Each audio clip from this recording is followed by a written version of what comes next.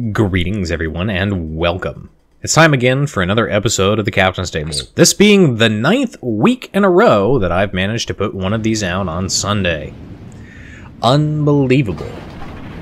To recap last week's episode of the Captain's Table, I was feeling a little bit of trepidation about the end of the month coming up and my lack of finances for those end-of-month expenses, mainly covering April's rent, as well as the fact that I hadn't yet been paid any of my unemployment as per the claims made. And I was also getting ready to start a new job on Monday morning. So the big relief of the month basically came Sunday night, as I had mentioned previously that I had multiple options to cover the potential rent expenses that I was expecting for April. One of those options was to request my birthday check from my father about a month and a half early. And that request was met. Now, because my dad is basically letting me use one of his vehicles free of charge, minus gas, for the short-term future, and does plan to give me it basically nearly free. So my birthday check wasn't as big as it would normally have been. However, I only needed $600 based on the money that I still had in my account in order to cover the minimum payments that I needed to make for the next 2-week period. And the check more than covered the requirement needed, which was wonderful. So that financial concern for the end of the month, no longer an issue. And it's nice to have that, alleviation of worry removed from you.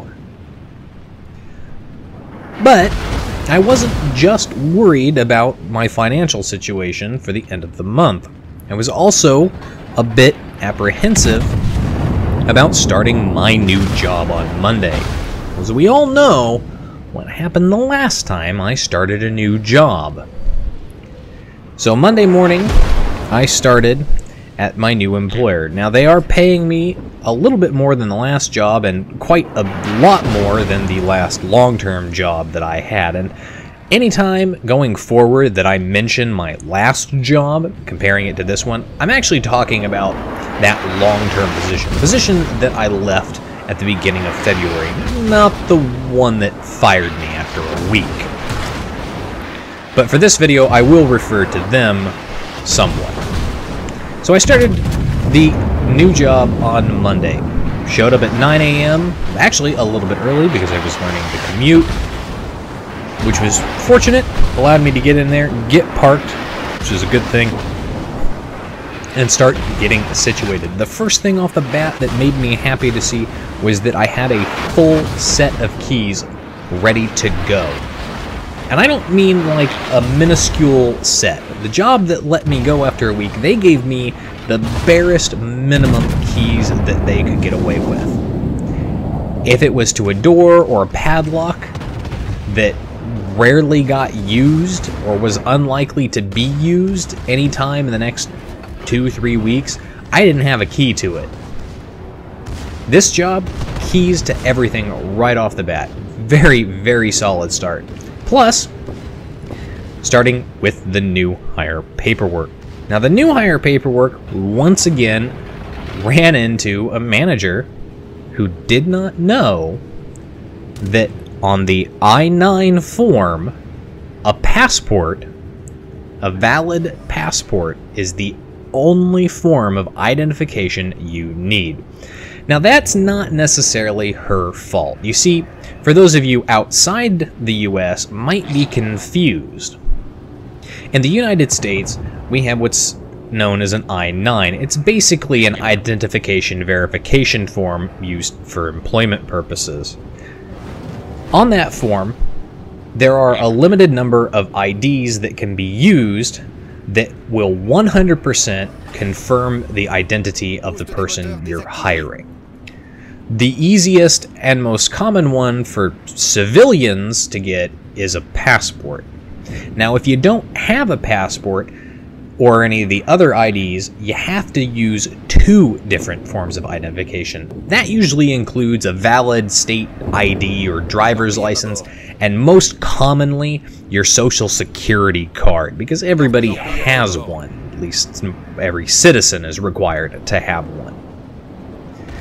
So, I handed the manager my passport. It's Type 1 ID, only need it. And the manager, of course, promptly asks if I have my social security card. I say I do, just not on me. And then I have to explain, once again, that for the purposes of the I-9, the passport will suffice. And once again, the manager has to call the HR department, well, email the HR department and confirm that she doesn't need to take a copy of my social security card. Sure enough, later in the day when I came back and checked up with her on that matter, that was in fact the case. The passport was the only thing I needed. Now, the reason that it's not necessarily her fault is, number one, generally speaking, unless you're in a high turnover location, a lot of managers tend not to do a lot of hiring. That's the HR department's job. Number 2, passport ownership in the United States is only about 20%. Only 1 in 5 people actually have a valid US passport. So the vast majority of people who are applying for jobs, getting hired, and filling out these forms, generally speaking, don't have a passport. So they have to use those 2 IDs. So that's the common one. And the passport tends to be the exception to the rule. And even the people who have the passport are more often than not so used to ID and social security card that they don't even realize they can use their valid passport for the purposes of hiring paperwork. All in all, though, not a major problem. Got the paperwork taken care of and got myself situated. Started taking a tour of the property with the new supervisor. New supervisor seems like a pretty solid guy. He definitely keeps his maintenance shop a whole hell of a lot more organized than my last job, and way more organized than that other property. Which makes me happy because it makes things, hopefully, in the future, a bit easier to see. I'm still a bit blind as a bat when it comes to looking for stuff that's literally in front of my face, but it does, at the very least, mean that I don't have any valid excuse for not seeing it when I ask where it is. The other nice thing that gave me a lot of good faith right off the bat was that they took me over to the local hardware store, just literally a block away across the street, and put me onto their hardware store account. Then and there. Done. That meant the very next day when I had to go to the hardware store for something, I could do that, get a receipt, sign it, and be on my merry way. But of course, the first day wouldn't be complete without some kind of drama. At least it wouldn't be noteworthy enough without some kind of drama for a Captain Staple video. And the drama was that they basically dropped me in to a unit that needed to be turned ASAP for a move-in at the end of the week. Coming from the apartment buildings that I've come from, generally speaking, a turn basically means painting all of the walls. Floor to ceiling plus edging. This, at a minimum, for a 1-bedroom space, or a space that has 1-bedroom numbers of walls, means at least 6 hours worth of work. That includes setup and painting, and that's if I bust my ass to do it, which I don't generally like to do, just because it tends to leave me sore and hunched over at the end of the day in the desperate need for a nice, comfortable chair. I can do it, but not regularly. Well, the apartment they dumped me into, the supervisor told me, this is one of our bad ones. and it's kind of your test to see how you do.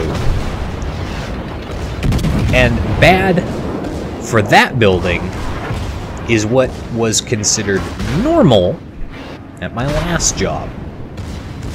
If that's what a bad unit looks like, well, the good units, the easy units, must be insanely easy. Not only that, but at all the previous locations that I've worked, they tended to use 200 and 400 Promar paint. Now that's a water-based latex. And it's basically water. And the problem with this paint is, while it is dirt cheap, is that it's definitely not a one-coat paint.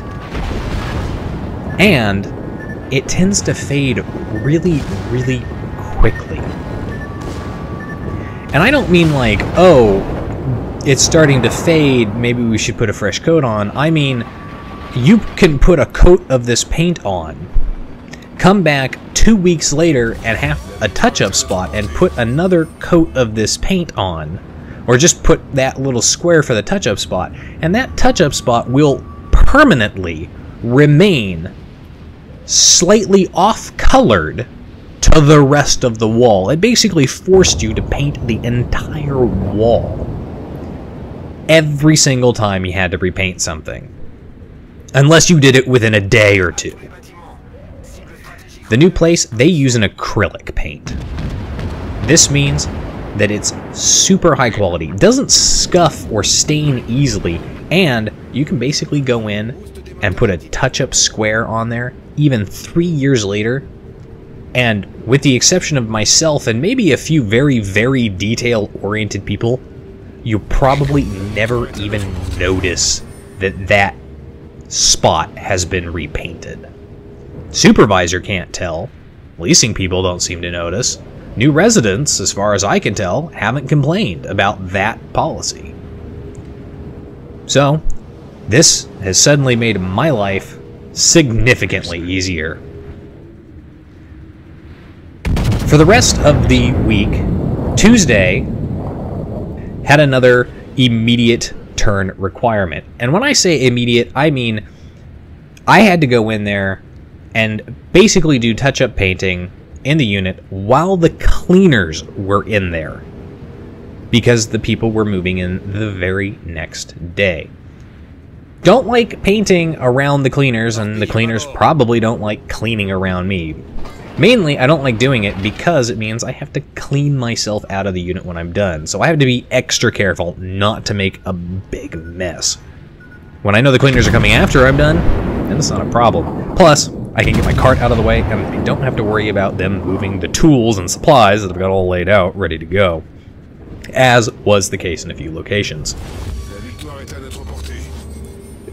But from there, the rest of the week started getting a little bit better and a little bit better. I started coming home less exhausted, although, to be fair, still coming home fairly exhausted. So, as a result, this whole week, from Monday through Saturday night, I haven't played World of Warships once, just because I'm too tired to deal with it. I don't even want to think about it. We'll definitely get back into World of Warships once I get my routine going, and I'm not nearly as exhausted either at the beginning of the day, and I do have very limited time at the beginning of the day, and I'll get into that in a second, or at the end of the day where I'm coming home from the end of shift and I'm kind of tired and really just want to relax and not have to deal with, you know, a competition. Now, that being said, the reason I have limited time at the beginning of the day is because of my work schedule. Now, my first day was a 9 to 6, and that was just because that was when the office staff were there, so we could make sure that I was getting my paperwork done that day. Any issues that came up, we could deal with then and there while the office staff and the manager were there. But going forward from that, it was decided that my schedule was going to be Tuesday through Saturday, same schedule that I had in my last job. But because of traffic concerns, specifically the commute being absolutely abhorrent coming out of West Seattle in the morning, or to be fair, anywhere in the city to Capitol Hill, it was decided that my schedule was going to be 7 a.m. to 4 p.m. I don't want to wake up at 3 in the morning or 4 in the morning to get that 2 or 3 hour window. And I certainly don't want to disturb my bird when it's still dark outside and all he's going to want to do is sleep anyway. Instead, I decided I was going to continue to wake up at my normal time as I had at the last job that was 9 to 6, wake up at 5, and give myself effectively an hour and 20, an hour and a half in the morning instead of the 3 hours I used to. Now, that's still plenty of time to wake up and get ready for the day, but it does give me significantly less time to do a lot of things. Basically, it gives me just enough time to record a video, watch a YouTube video, make breakfast, get dressed, and leave. Coming back, plenty of time as I'm looking like I'm going to get home about 4:30 in the afternoon. I'm not going to bed until 9:30, so plenty of hourage afterward. Just this last week, way too tired. All of that, of course, coming from not doing anything for a month of unemployment. To end the week out, though, first day by myself. After a 6-day week, first day by myself was Saturday. And I had to do everything on my own. There was no porter, groundskeeper, no supervisor, although he was available by phone or text. And I had to do the morning routine. That was the cleaning, the grounds, the trash rooms, lots and lots of associated stuff that needed to be done. Expected to take about 5 hours. And amazingly enough, even with the extra stuff that popped up that had to be taken care of, I did, in fact, manage to complete all of those tasks in the expected 5 hours. And going forward, that'll probably end up reducing as I get a routine going. But hopefully not too much, because it does take a nice chunk of my day, and I like that because it keeps me busy and I'm not focused on the time. And that's always a good thing in any job. And finally, of course, at the end of it, I didn't get fired at the end of my first week. Yay that. So, still employed going forward. And now I'm finally on my weekend and go back to work on Tuesday. But of course, that's the good news. The bad news is I finally did hear back from state unemployment. And they are reviewing my unemployment claim. And my employer, my former employer, is not playing ball on it. So I don't know what's going to happen here. But I've been emailing back and forth with them with information that they request. And hopefully, somehow, some way, I'll get something out of it. Otherwise, my faith in the system will be even further lost. And I'll just become even more bitter and salty. Of course, it's probably helpful to be salty.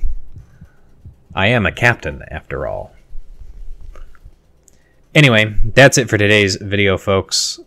If you like the video, hit the like button, leave a comment down below, and let me know your thoughts. And if you have any suggestions, tips, tricks for dealing with unemployment, or if you just want to wish me well, feel free to do so.